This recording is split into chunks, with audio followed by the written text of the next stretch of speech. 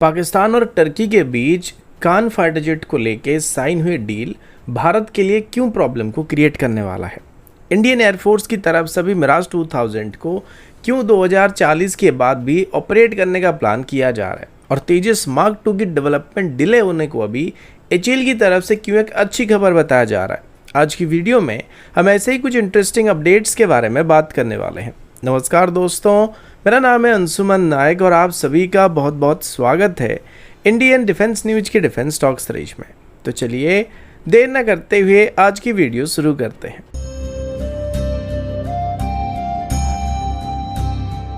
आज की पहली अपडेट टर्की के Kaan 5th generation stealth fighter program और पाकिस्तान के साथ होने वाले एक मैसिव डिफेंस डील की तरफ से है। अभी ग्लोबल डिफेंस कम्युनिटी में एक बहुत बड़ा बज क्रिएट हो गया है, क्योंकि टर्किश डिफेंस जर्नलिस्ट की तरफ से बात क्लेम किया जा रहा है कि टर्की और पाकिस्तान के बीच लगभग $15 बिलियन का एक एग्रीमेंट को साइन किया गया, जिसके अंदर पाकिस्तान को 65 कान स्टेल्थ फाइटर को प्रोवाइड किया जा सकता है।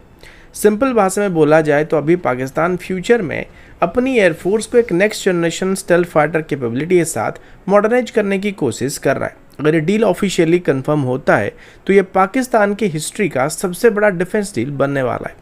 अभी कान फाइटर जेट टर्की का indigenous 5th generation stealth aircraft program था, जिसे TFX या MMU प्रोग्राम भी कहा जाता है।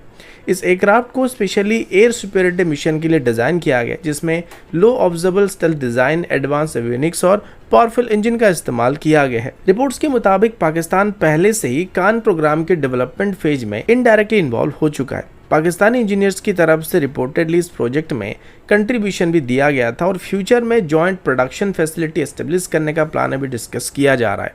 लेकिन अभी सबसे इम्पोर्टेंट बात यह कि टर्की और पाकिस्तान दोनों की तरफ से अभी तक ऑफिशियली इस डील को कंफर्म नहीं किया गया, ना पाकिस्तान की मिनिस्ट्री ऑफ डिफेंस या ISPR की तरफ से और ना ही टर्किश एरोस्पेस इंडस्ट्रीज की तरफ से इसको लेके कोई ऑफिशियल स्टेटमेंट सामने आया है। स्ट्रेटेजिक लेवल पर देखा जाए तो अगर फ्यूचर में पाकिस्तान को 65 स्टेल्थ फाइटर मिल जाते हैं तो साउथ एशिया का aerial combat balance significantly impact हो सकता है, क्योंकि भारत के पास अभी आने वाले 10 साल तक कोई भी 5th जनरेशन फाइटर नहीं होने वाले हैं। लेकिन एक्सपर्ट्स के हिसाब से अभी कान फाइटर जेट को लेकर भी फंडिंग, इंजन डेवलपमेंट और एक्चुअल प्रोडक्शन टाइमलाइन जैसे मल्टीपल चैलेंजेस को टर्की और पाकिस्तान दोनों को फेस करने पड़ सकते हैं। कुल मिलाकर देखा जाए तो अभी टर्की रैपिडली एक ग्लोबल स्टेल्थ फाइटर एक्सपोर्टर बनने की काफी करीब पहुंच चुका है, जबकि पाकिस्तान अपनी फ्यूचर एयर वॉरफेयर कैपेबिलिटी को नेक्स्ट जनरेशन प्लेटफॉर्म के थ्रू स्ट्रेंथन करने पर फोकस करता हुआ दिख रहा है, जो कि अभी शायद भारत से पहले भी 5th जनरेशन एयरक्राफ्ट को इंडक्ट करने की कोशिश कर रहा है। अगला अपडेट इंडियन एयरफोर्स के मिराज 2000 फ्लीट और फ्यूचर तेजस मार्क 2 ट्रांजिशन स्ट्रेटेजी की तरफ से है। अभी इंडियन एयरफोर्स एक बहुत क्रिटिकल ट्रांजिशन फेज से गुजर रहा है, क्योंकि लेट 2020 से लेकर अर्ली 2030 के बीच इंडियन एयरफोर्स को अपने मिराज 2000 और जगुआर फ्लीट को रिटायर करना पड़ेगा। लेकिन इसी बीच तेजस मार्क 2 एयरक्राफ्ट का इंडक्शन भी अभी पूरी तरीके से स्टार्ट नहीं हो पा रहा है। सिंपल भाषा में बोले तो अभी इंडियन एयरफोर्स एक ऐसे फेज में एंटर कर रहा है जहां पुराने फाइटर एयरक्राफ्ट रिटायर होने वाले, लेकिन नए रिप्लेसमेंट एयरक्राफ्ट अभी तक फुली ऑपरेशनल नहीं हुए हैं। इस वजह से अभी इंडियन एयरफोर्स अपने मिराज 2000 फ्लीट को कुछ दिन और पीक ऑपरेशनल कंडीशन में मेंटेन करने की तरफ फोकस कर रहा है।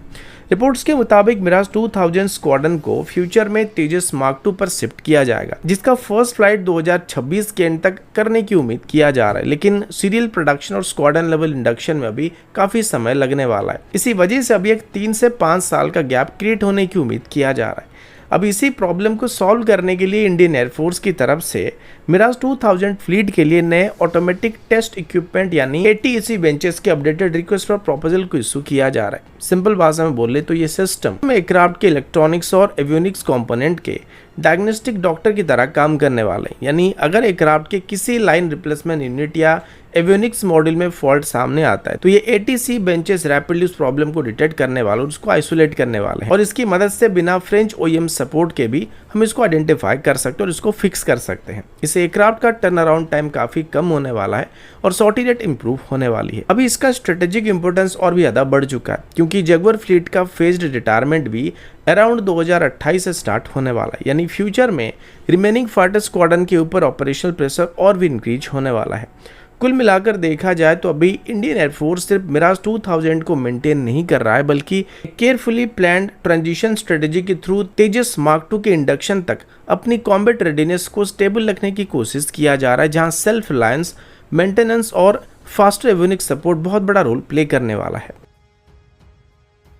अगला अपडेट भारत के तेजस मार्क 2 फाइटर प्रोग्राम और उसके लेटेस्ट स्ट्रक्चरल असेंबली माइलस्टोन की तरफ से है। अभी भारत के इंडिजिनस एरोस्पेस सेक्टर में एक बहुत बड़ा डेवलपमेंट देखने को मिल रहा है, क्योंकि एचएएल की तरफ से ऑफिशियली बात कंफर्म किया गया कि अभी तेजस मार्क 2 प्रोटोटाइप का फिजिकल स्ट्रक्चर असेंबली स्टार्ट हो चुका है। रिपोर्ट्स के मुताबिक फर्स्ट प्रोटोटाइप का for fuselage centre fuselage section लगभग कंप्लीट हो चुका है। अभी एचएएल के हिसाब से तेजस मार्क 2 का formal roll out around March 2027 तक एक्सपेक्ट किया जा रहा है, जो कि पहले 2026 के मार्च में होने की बात की गई थी। इसके बाद aircraft multiple ground validation trial, system integration trial और हाई स्पीड टैक्सी ट्रायल से गुजरने वाला है, जिसके बाद इसको मेडन फ्लाइट क्लियरेंस दिया जाएगा, जो कि इसकी ओरिजिनल टाइमलाइन से काफ़ी पीछे होने वाला है। लेकिन अभी तेजस मार्क 2 प्रोग्राम का सबसे इंपॉर्टेंट एस्पेक्ट इसका इंडिजिनस कंटेंट ड्रास्टिकली इंक्रीज होने वाला है। इनिशियली इस एयरक्राफ्ट में अराउंड 65% लोकलाइजेशन का टारगेट रखा गया था, लेकिन बाद में मिनिस्ट्री ऑफ डिफेंस की तरफ से इसको डायरेक्टली 80% तक बढ़ाने का फैसला किया गया था। सिंपल भाषा में समझे तो अभी भारत सिर्फ एक फाइटर एयरक्राफ्ट ही डेवलप नहीं कर रहा है, बल्कि एक fully self reliant aerospace manufacturing ecosystem को बिल्ड करने की कोशिश कर रहा है। इस वजह से मल्टीपल इंपोर्टेड कंपोनेंट को रिप्लेस करने के लिए नए इंडियन प्राइवेट कंपनीज और एमएसएमई को इन्वॉल्व किया गया। इस पॉलिसी शिफ्ट की वजह से प्रोग्राम इंजीनियर्स को नए डोमेस्टिक सप्लाई चेन को वैलिडेट करने पड़े, साथ ही मल्टीपल इंडिजिनस सिस्टम को सर्टिफाई और इंटीग्रेट करना पड़ा है। इस वजह से डेवलपमेंट टाइमलाइन में एडिशनल इंजीनियरिंग वर्कलोड क्रिएट हो गया था। कुल मिलाकर देखा जाए तो अभी भारत सिर्फ एक नया फाइटर एयरक्राफ्ट डेवलप नहीं कर रहा है, बल्कि long term sovereign aerospace capability और सैंक्शन रेजिस्टेंस डिफेंस इकोसिस्टम को बिल्ड करने की तरफ एग्रेसिवली मूव कर रहा है। लेकिन अभी इसका बार बार अपनी टाइमलाइन को मिस करना इसकी सबसे बड़ी नेगेटिव बात बनने वाली है। अगला अपडेट भारत के इंडिजिनस लॉटरिंग मनीशन इकोसिस्टम और निब्बे लिमिटेड के नए वायु अस्त्र 1 सिस्टम की तरफ से है। रिपोर्ट्स के मुताबिक निब्बे लिमिटेड की तरफ से अपने इंडिजिनस वायु अस्त्र 1 लॉटरिंग मनीशन सिस्टम के सक्सेसफुल टेक्निकल ट्रायल को कंप्लीट किया गया है। सिंपल भाषा में बोला जाए तो अभी भारत एक ऐसा एडवांस केमिकाजी ड्रोन डेवलप कर रहा है जो कि एनिमी टारगेट के ऊपर लंबे समय तक होवर कर सकता है, रियल टाइम सर्वेलेंस परफॉर्म कर सकता है और करेक्ट टारगेट मिलते ही हाईली प्रिसाइज स्ट्राइक को लॉन्च कर सकता है। रिपोर्ट्स के मुताबिक इस सिस्टम की टेस्टिंग राजस्थान के पोखरण और उत्तराखंड के जोशीमठ सेक्टर में कंडक्ट किया गया था। अभी इसका सबसे इंपॉर्टेंट एस्पेक्ट इसका 100 किलोमीटर का स्ट्राइक रेंज और हाई अल्टीट्यूड ऑपरेशनल कैपेबिलिटी होने वाला है, क्योंकि ट्रायल के दौरान ये सिस्टम 14,000 फीट से भी ज़्यादा अल्टीट्यूड पर एंड्योरेंस फ्लाइट को परफॉर्म करने में सक्षम रहा था। अभी वायु अस्त्र 1 की एक और बहुत खास कैपेबिलिटी इसका नाइट स्ट्राइक और कंट्रोल ट्रांसफर फंक्शन होने वाला है।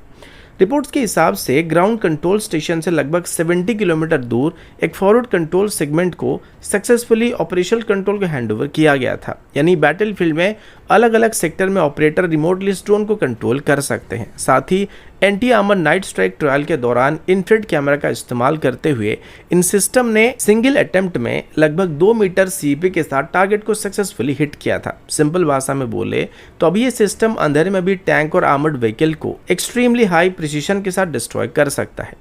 रिपोर्ट्स के मुताबिक इस प्लेटफॉर्म में Abbott and re attack feature भी दिया गया, यानी अगर टारगेट एनवायरनमेंट सडनली चेंज हो जाता है तो ड्रोन अटैक को कैंसिल करके दोबारा नए एंगल से स्ट्राइक को परफॉर्म कर सकता है। साथ ही इसमें रीयूजेबल रिकवरी प्लेटफॉर्म भी मौजूद होने वाला है, जो कि इनको रीयूजेबल बनाने वाला और हमको ये कॉस्ट इफेक्टिव पड़ने वाला है। अभी इसका लो एक्यूस्टिक इलेक्ट्रिक प्रोपल्सन सिस्टम भी बहुत इंपॉर्टेंट रोल प्ले करने वाला है, क्योंकि लो नॉइज ऑपरेशन की वजह से ये ड्रोन स्टेल्थीली लो अल्टीट्यूड पर पेनिट्रेट कर सकता है और एनिमी के अंदर जाके उनको ट्रैक कर सकता है। स्ट्रेटेजिक लेवल पर देखा जाए तो भारत रैपिडली एक इंडिजिनस ऑटोनोमस स्ट्राइक इकोसिस्टम को बिल्ड करने की कोशिश कर रहा है, जहां लॉटरिक मुनिशन फ्यूचर बैटलफील्ड में आर्टिलरी, मिसाइल और स्पेशल फोर्स ऑपरेशंस के साथ मिलकर प्रिसीजन वॉरफेयर का कॉन्सेप्ट ही चेंज करने वाले हैं। कुल मिलाकर देखा जाए तो वायु अस्त्र 1 का सक्सेसफुल ट्रायल क्लियर इंडिकेट करता है कि अभी Bharat low cost precision strike drones और ऑटोनोमस वॉरफेयर टेक्नोलॉजी के सेक्टर में rapidly next generation combat capability को बिल्ड करने की कोशिश कर रहा है। अगला अपडेट भारत के नेवल स्टेल्थ इकोसिस्टम और ने GTIRSS प्रोग्राम की तरफ से है। अभी भारत की तरफ से अपने वॉरशिप्स की सर्वाइविलिटी को नेक्स्ट लेवल पर ले जाने के लिए एक बहुत ही बड़ा स्ट्रेटेजिक स्टेप लिया जा रहा है, क्योंकि रिपोर्ट्स के मुताबिक VHEL और DRDO के NSTL लैब की तरफ से अभी एक टेक्नोलॉजी ट्रांसफर एग्रीमेंट को साइन किया गया, जिसके अंदर अभी भारत में LM2500 gas turbine Enfield separation system यानी GTIRSS सिस्टम का इंडिजिनस प्रोडक्शन स्टार्ट किया जाएगा। सिंपल भाषा में बोले तो अभी इंडियन नेवी अपने वॉरशिप्स को एनिमी हीट सीकिंग मिसाइल और इनफिल्ड सेंसर से बचाने के लिए एक advance stealth thermal separation system को डेवलप करने वाली है। अभी normally modern antiship missile thermal signature को ट्रैक करके वॉरशिप को टारगेट कर सकते हैं, क्योंकि गैस टर्बाइन इंजन से निकलने वाला हीट एग्जॉस्ट से बहुत इजीली डिटेक्ट हो जाता है। लेकिन GTIRS सिस्टम स्पेशली इसी हीट सिग्नेचर को सप्रेस करने के लिए डिजाइन किया जा रहा है, ताकि वॉरशिप एनिमी सेंसर के लिए कंपैरेटिवली इनविजिबल रह पाएगा। रिपोर्ट्स के मुताबिक ये सिस्टम स्पेशली LM2500 सीरीज की गैस टर्बाइन इंजन के लिए इस्तेमाल किया जाने वाला है। अभी इसका सबसे खास एस्पेक्ट इसका एडवांस थर्मल मैनेजमेंट आर्किटेक्चर होने वाला है, जो कि एग्जॉस्ट हीट को सिग्निफिकेंटली रिड्यूस करके इनफिल्ड सिग्नेचर की डिटेक्टिबिलिटी को कम करने वाला है। अभी स्ट्रेटेजिक लेवल पर देखें तो फ्यूचर मैरिटाइम वॉरफेयर में इनफिल्ड गाइडेड एंटीशिप मिसाइल का थ्रेट रैपिडली इंक्रीज हो रहा है। इस वजह से स्टेल्थ और सर्वाइविलिटी दोनों ही इक्वली इंपॉर्टेंट बन चुके हैं, और इसी सेक्टर में अभी भारत इंपोर्टेड सिस्टम के ऊपर डिपेंडेंसी कम करके इंडिजिनस नेवल स्टेल्थ टेक्नोलॉजी को एग्रेसिवली डेवलप करने की कोशिश कर रहा है। रिपोर्ट्स के मुताबिक VHEL अभी इस टेक्नोलॉजी का फैब्रिकेशन, इंस्टॉलेशन और फ्लीट लेवल डिप्लॉयमेंट को हैंडल करने वाला है। यानी लैबोरेटरी लेवल प्रोटोटाइप से लेकर इंडस्ट्रियल स्केल प्रोडक्शन तक पूरा इकोसिस्टम भारत के अंदर ही बिल्ड किया जाने वाला है। तो दोस्तों अभी के लिए इतना ही, मिलता हूँ आपसे अगले वीडियो में, तब तक के लिए जय हिंद, वंदे मातरम।